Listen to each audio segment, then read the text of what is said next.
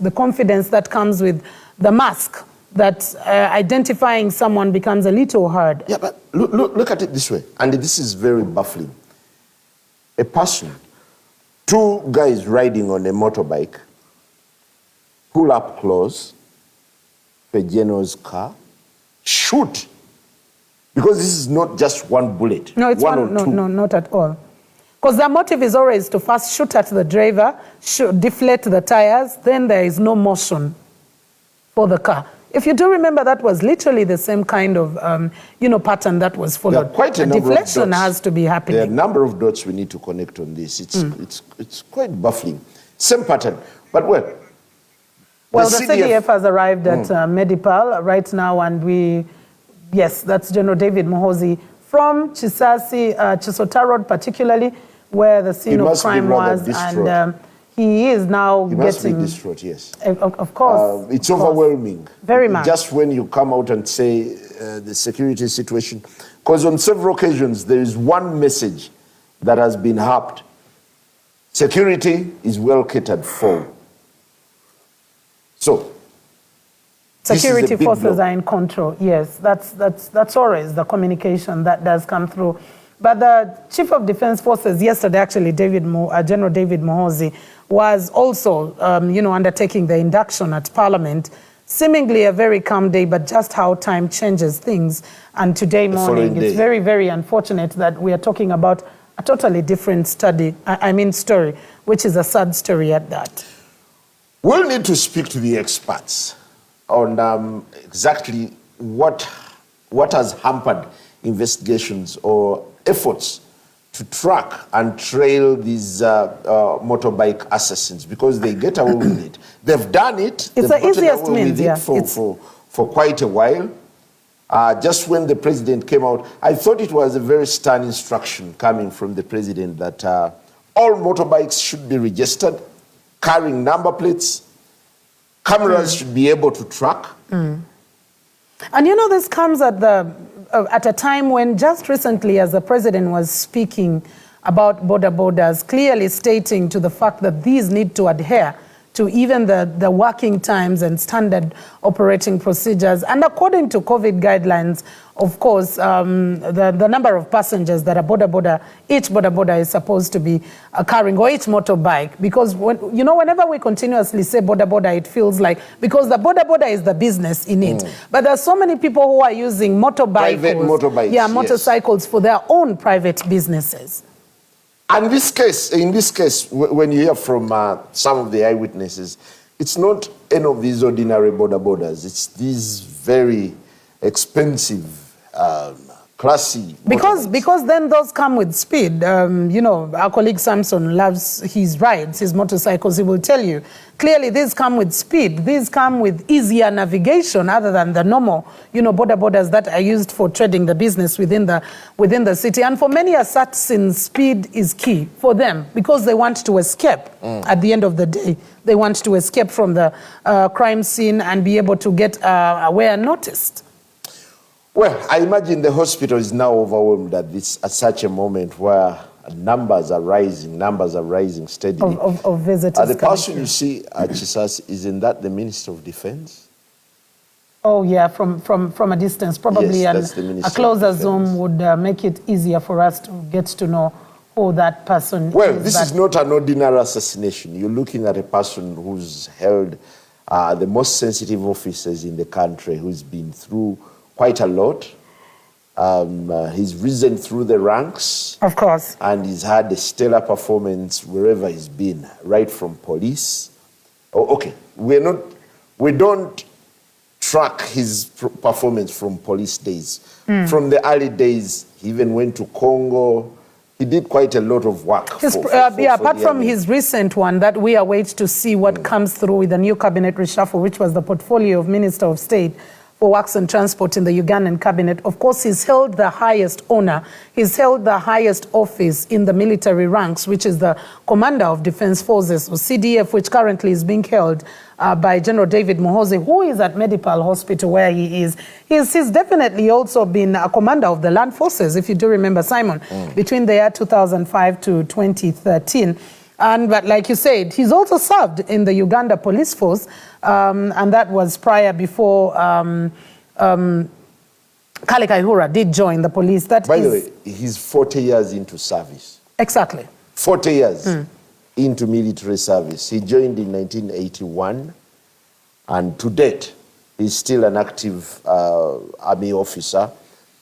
And his relations with the ordinary person cannot go disputed. And those relationships, Commander KMP, Mr. Kafero as well, is arriving at the crime scene in Chisasi. If we can't clearly be able to see, he has arrived at the crime scene that is on Chisota Road. And remembering that actually the reason that we are bringing in police or talking about police right about now, a police of course that is charged with enforcing law and order and dealing with issues of crime, but also we clearly do remember that between 2001 and 2005 or thereabout, we also had him serve as the Inspector General of Police. But, well, we do have the Deputy IGP arriving at the scene. Let's get to Kanare Mugume right now. Kanare Mugume, over to you.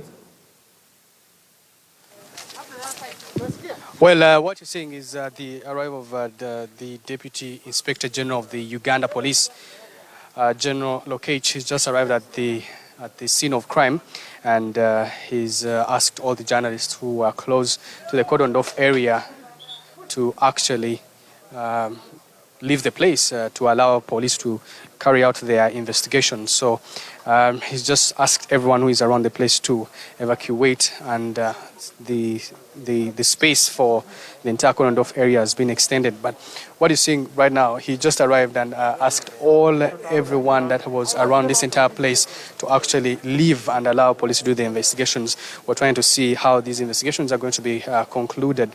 What we know is that the CDF and the Director of Operations for the Uganda Police, AIGP Ochom, was here earlier, and they did leave to go to a medical center at around Acacia to go on and visit and ascertain the state of health for General Katumba Wamala.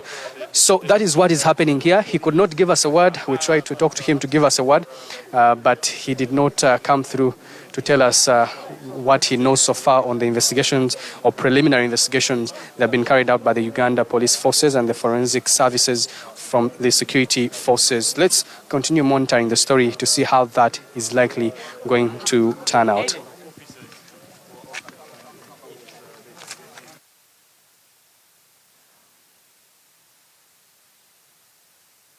Did have the Deputy Inspector General of Police, Paul Lokech, arriving at the crime scene at Chisota Road, still around Chisasi. And then we also have the pictures live on your screen, pictures coming in from Medipal International Hospital. And Medipal International Hospital is just right before the golf course. Yes. Right before the golf course and the lights around John Babiha Avenue, where he is getting his treatment. And reports that are coming through indicate that General Katumba Wamala actually did have 4 bullets into his body, and that is on the right and the left hand, as well as the But he was able to emerge out of the car. Of course, he was able to. That speaks to strength. And you know, information that is coming through is that he was helped out to Malcolm Medical Center, which is the closest medical center for emergency or for first aid, by border cyclists who were actually around. At least in the video that we do see earlier on, that video, a courtesy video that was played earlier on, and one of the courtesy videos that was recorded by, I think, occupants of the apartments that are close to the very scene of crime, does clearly indicate a lot of blood on both sides of the hands of General Katumba Wamala. I keep asking myself a number of questions. Who are these smart assassins? And you know, earlier on we were talking about exits. If you're to think about the exits of this particular area, there are quite many. Of course, no one would want to take a direct route through Chisota Road that would connect you directly, taking you back to Chisasi or bringing you to Bukoto side. That is around the very turn where you have, Bemuga forwarder vehicles. Now, right after the scene crime at the Orange Apartments, where many have been seen, there is a direct route that connects you to the bypass. But also before you get to Akon School, which also has, a turn. Yes, there's a turn. As you move towards Chisasi on Chisota Road, there is a turn that takes you to Acorns, but there is also right before that there is another turn that I think there is a power company right there. There is also a turn that leads you directly back to the bypass, and that's a very turn that is used by the people connecting from the bypass to Chisota Road to be able to join to Chisasi. But also around, I think there is another hotel.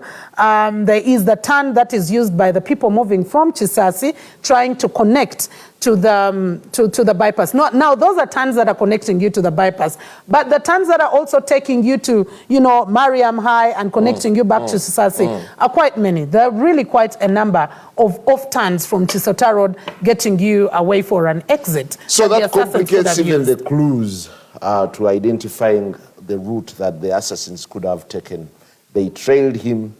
I suspect there must, like you said, there is a camera somewhere. There is a camera positioned somewhere. But all those cameras are positioned on intersections of the major roads, where you have an intersection or the intersection at Chisasi. You have an intersection at the roundabout that connects you slope to Bahai Temple or turn to Chisasi side. There is one around the turn to Chisota Road as well, and then the main cameras that, of course, are stationed at around Kabira Turn at the traffic lights where the church is. So those are major ones that would only be used to detail the traffic flow. Any other person who is not familiar with Chisasi would imagine that maybe it's somewhere in the village, but this is on the outskirts of the major city. Of course, it's just where the major focus, the major spotlight on security is. Actually, it's one of the sprawling high-end areas that we're having, apparently. Chisasi, Najera, Ntinda. But, well, like you saw, 9 o'clock, around in the early hours of 9 o'clock, in the early minutes of 9 o'clock, we did receive the sad we received news. news. General Katumba Wamala had been trailed and attacked by assassins who were presumably or supposedly riding on a motorbike. Okay, Honorable Ida Nantaba. Remember, Nantaba once raised a red flag on motorbike assassins, and people were dismissive, as usual. People were dismissive. They said she was maybe looking for scapegoats to cover up for her bad deeds. But, well, here it is now. It is clear. You remember at the vigil of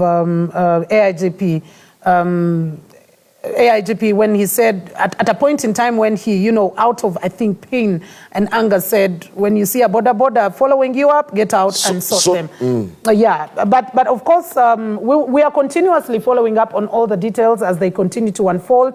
At exactly a few minutes after 9 a.m., we were told of the unfortunate incident that had happened. Back then, the information was still scanty, but we got to realize, and of course, videos that came through got to realize that General Katumba Wamala was involved in a shootout with assassins who attempted to assassinate him on a motorbike. They sped off much later on. He has received 4 bullets in both his hands.